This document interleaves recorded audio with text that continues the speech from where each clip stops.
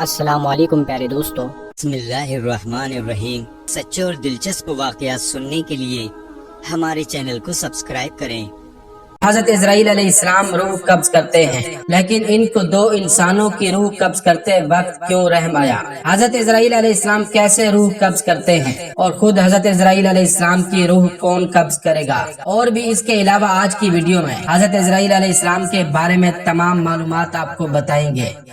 روایات میں لکھا ہے کہ جب خداوند عالم نے حضرت آدم علیہ السلام کو خلق کرنے کا ارادہ کیا تو جناب جبرائیل کو زمین کے مختلف حصوں سے مٹھی بھر خاک لینے بھیجا تاکہ ان سے حضرت آدم علیہ السلام کو خلق کر سکے۔ جناب جبرائیل نے جیسے ہی زمین سے خاک اٹھانا چاہی، زمین نے سوال کیا کہ آدم کی خلقت سے خدا کا کیا مقصد ہے؟ تو جبرائیل نے کہا مقصد یہ ہے کہ ان کو اور ان کی ذریت پر عبادت کی ذمہ داریاں ڈالی جائیں اور ان میں سے جو اطاعت کرے اسے ہمیشہ کے لیے جنت میں رکھا جائے اور جو ان میں سے نافرمانی کرے اسے تا ابد جہنم کی آگ میں عذاب دیا جائے۔ زمین نے جبرائیل سے یہ باتیں سنی تو اسے خدا کے حق کی قسم دے کر کہا کہ میرے وجود سے خاک نہ لے جاؤ، کیونکہ مجھ میں خدائے تعالی کے عذاب کی طاقت نہیں ہے۔ لہٰذا جبرائیل علیہ السلام زمین سے کچھ اٹھائے بغیر واپس پلٹ آئے اور اللہ تعالی سے عرض کی زمین نے مجھے تیری بزرگی اور عزت کی قسم دی، لہٰذا میں نے اس میں سے کچھ بھی نہ اٹھایا۔ خدائے تعالی نے میکائیل اور اسرافیل کو بھی خاک لانے پر مامور کیا تو زمین نے ان کو بھی قسم دی کہ کچھ نہ اٹھائے اور وہ بھی اسی طرح بغیر کچھ اٹھائے پلٹ آئے۔ اللہ تعالی نے جناب اسرائیل علیہ السلام کو خاک لانے پر مامور کیا۔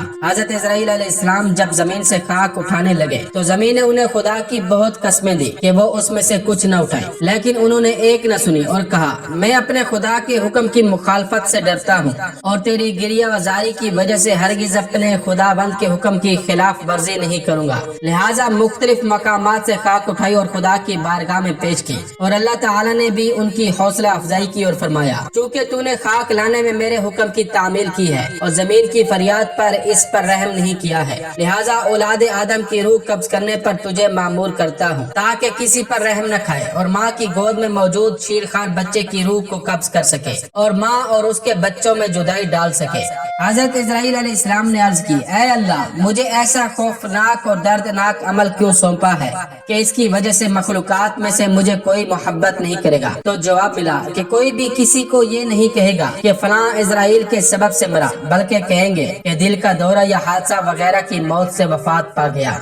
ایک دن اللہ تعالی نے ملک الموت سے پوچھا تجھ کو کسی بندے کی روح قبض کرتے وقت کبھی رحم بھی آیا یا نہیں؟ حضرت اسرائیل نے کہا اے پروردگار تو خوب جانتا ہے روح قبض کرتے وقت ہمیشہ میرا دل دکھتا ہے، لیکن تیرے حکم کی نافرمانی نہیں کر سکتا۔ خدا نے عرض کی اچھا یہ بتا تجھے سب سے زیادہ رحم کس پر آیا؟ حضرت اسرائیل علیہ السلام نے عرض کی الہی ایک تو موت ایسی چیز ہے جو بھلائے نہیں بھولتی اور وہ غم ایسا ہے جو تنہائی میں بھی میرے ساتھ رہتا ہے۔ حضرت اسرائیل علیہ السلام نے کہا روح قبض کرتے وقت دو بندوں پر مجھے رحم آیا ہے۔ پہلا وہ کہ جب ایک کشتی مردوں اور عورتوں سے بھری ہوئی سمندر میں سفر کر رہی تھی تو نے حکم دیا کہ اس کشتی کو نابود کر دے، میں نے کشتی کو نابود کر دیا۔ تو نے فرمایا سب مردوں اور عورتوں کی روح کو قبض کر لو لیکن ایک عورت اور اس کے نوزائیدہ بچے کو چھوڑ دو، میں نے اس حکم کی بھی تعمیل کی، سب کی جانیں قبض کر لی۔ ایک بہتے ہوئے تختے پر ماں اور اس کا بچہ رہ گیا اور پھر وہ تختہ سمندر کے کنارے پر پہنچ گیا۔ میں اس ماں اور اس کے بچے کی جان بچ جانے پر بہت خوش ہوا، لیکن پھر تیرا حکم آیا اے اسرائیل جلدی اس ماں کی روح کو قبض کر لے اور اس بچے کو اکیلا چھوڑ دو۔ حضرت اسرائیل نے کہا اے پروردگار تو خوب جانتا ہے یہ حکم پا کر میرا کلیجہ کانپ گیا تھا، مجھے اس شیرخوار بچے کو اس کی ماں سے الگ کر کے جس قدر تکلیف پہنچی تھی اب اس واقعے کو ایک مدت بیت چکی ہے لیکن وہ بچہ برابر یاد آتا ہے۔ اللہ تعالیٰ نے فرمایا دوسرا کون بندہ ہے جس کی روح قبض کرتے وقت تجھے رحم آیا ہے؟ حضرت اسرائیل نے عرض کی دوسرا ایک بادشاہ تھا جس نے ایک شہر کمال آرزو سے ایسا بنوایا تھا کہ ویسا شہر دنیا میں کہیں نہیں تھا، اس نے اپنی ساری زندگی اس شہر بنوانے میں لگا دی تھی۔ جب وہ شہر تیار ہو گیا اور بادشاہ اپنے شہر کو دیکھنے پہنچا تو جس وقت ایک قدم اس کا شہر کے دروازے میں تھا تو مجھے حکم ہوا اور اس کی روح قبض کر لے۔ اس وقت بھی مجھے بہت رونا آیا تھا کہ وہ بادشاہ کیا کچھ حسرتیں اپنے دل میں لے گیا ہوگا۔ اللہ تعالیٰ نے فرمایا کیا اے इज़राइल तू जानता है जिस बच्चे की माँ की रूह कब्ज की थी वो बच्चा कहाँ है और किस हाल में है? अल्लाह ताला ने फरमाया, ऐ इज़राइल सुन, जब तूने माँ की रूह कब्ज की और बच्चे को तन्हा छोड़ दिया तो हमने समंदर की एक मौज को हुक्म दिया कि इस बच्चे को एहतियात से एक वीरान जजीरे तक पहुँचा दे। उस जजीरे पर एक सरसब्ज और घना जंगल था। यहाँ साफ और शफाफ मीठे पानी के चश्मे बहते थे और बेशुमार फलदार दरख्त थे। उस जजीरे पर हमने अपने फजलो करम से महज उस बच्चे की खातिर लाखों खुशनुमा और हसीन परिंदे भेजे जो हर वक्त चहचहाते और नया राग लाते थे। हमने चमेली के फूलों और पत्तों को हुक्म दिया कि इस बच्चे का बिस्तर तैयार करो ताकि वो इस पर आराम की नींद सोए। हमने उसे हर खौफ और खतरे से महफूज कर दिया। आफताब को हुक्म दिया कि अपनी तेज धूप इस पर न डाल। हवा को हुक्म दिया कि इस पर आहिस्ता आहिस्ता चल। बादलों को हुक्म दिया कि इस पर मीना न बरसा। आसमान की बिजली को हुक्म दिया कि खबरदार अपनी तेजी दिखाकर इस बच्चे को मत डरा।